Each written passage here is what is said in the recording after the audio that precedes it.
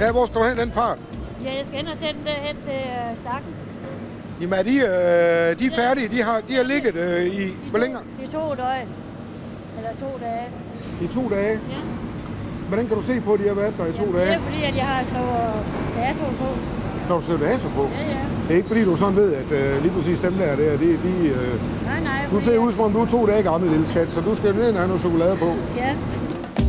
Er det en god arbejdsplads at være på? Hvis man går ud og spørger sine kollegaer, så vil jeg da tro på, at du kunne finde nogle negative røster. Men det er sådan set indimellem kigger på, det er, hvor mange mennesker har været beskæftiget her i den her virksomhed igennem 10, 15, 20, 25 år. Vi har da 40 års jubilæum her. Ja. Ude på træningsbanen er spillerne i fuld sving med bolden. Bare ikke Rajko Legic og Peter Dein, han må sætte til fra sidelinjen. Nå ja, hvorfor kalder de dig tykke? Det er ikke sjovt. Den skal I ikke have noget skærm. Den sætter I ikke på skærmen. Jeg trækker maven ind, Poulsen. I kan lige zoome ind på ham der. Det er ham, der hedder Flint Poulsen. Han har vist engang vundet ved EM eller sådan noget. Ja, det er det. Han græder som piske. Men hvorfor kalder de dig tykke? Det er nok, for jeg har lidt ekstra på sidebenen, tror jeg. Har du det? Men hvorfor ligger du så bare her og fæder den af? For jeg har været ude at løbe der. Nå, Men okay. det er jo også lige meget, om man er lidt overvægtig, når man er den bedste alligevel. Hvad er der med dig og Peter? Herr Dein. Jeg synes, jeg råber og skriger efter hinanden hele tiden. Dein, han har jo selv sagt det. Vi er fandme glade for hinanden, vi er. Er I det? Ja, for helvede, mand. I har et godt forhold? Ja, du er sindssyg. Vi deler faktisk alt. Ja? Jeg har en aftale med hans kone. Ja, det gør vi også. Ja, det ved du også godt. Det gør vi også. Det deler vi også, det ved du også godt.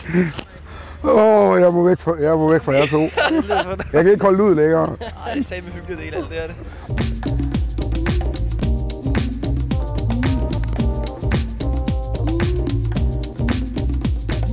Alle de campingvogne, der står herude, er det jer, der bor i dem? Ja. Hvad? Det er det livsstil. Ja, det må det da være.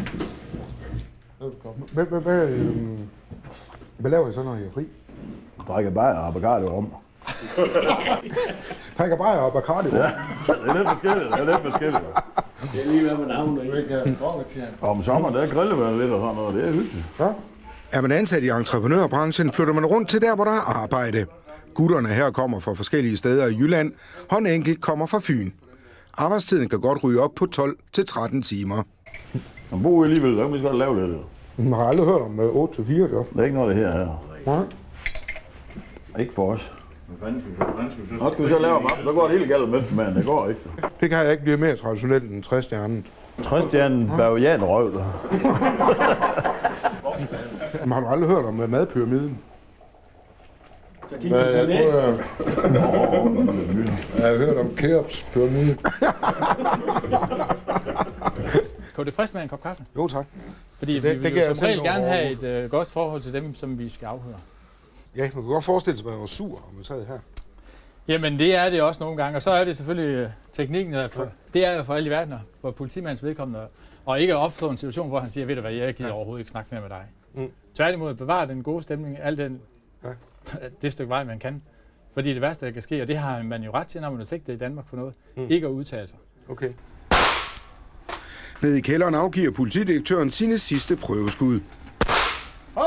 Tommy er imponeret over chefens førstegangsskydning med pistol. Han er faktisk ret god til det. Ikke, men lad os nu se, hvor han skal prøve igen. Du behøver ikke være så forbeholdende. Det er faktisk ret flot, det der. Ja, det er faktisk ret flot.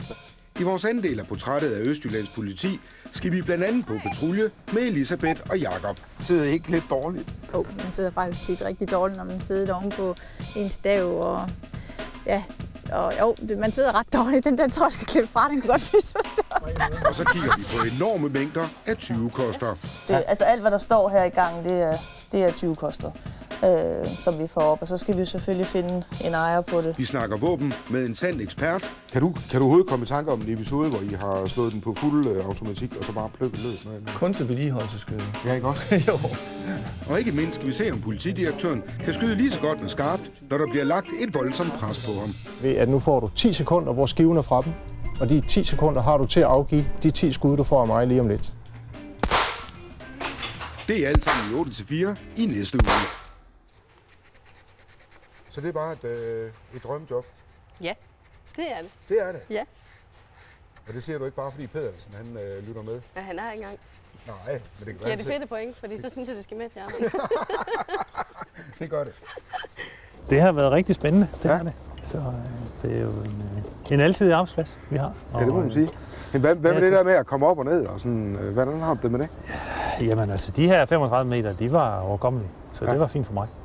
At stå oppe i højderne, det var dejligt. Kigge ud over et pragtfuldt område og en dejlig Aarhusbugt, så det var herligt. Men kunne du tænke dig at komme herud og klatre på 90 meter? Det kunne være en skæg udfordring at tage. Men jeg kræver nok noget backup fra dig. Du tror, jeg tager med. Det bliver i et andet liv, tror jeg.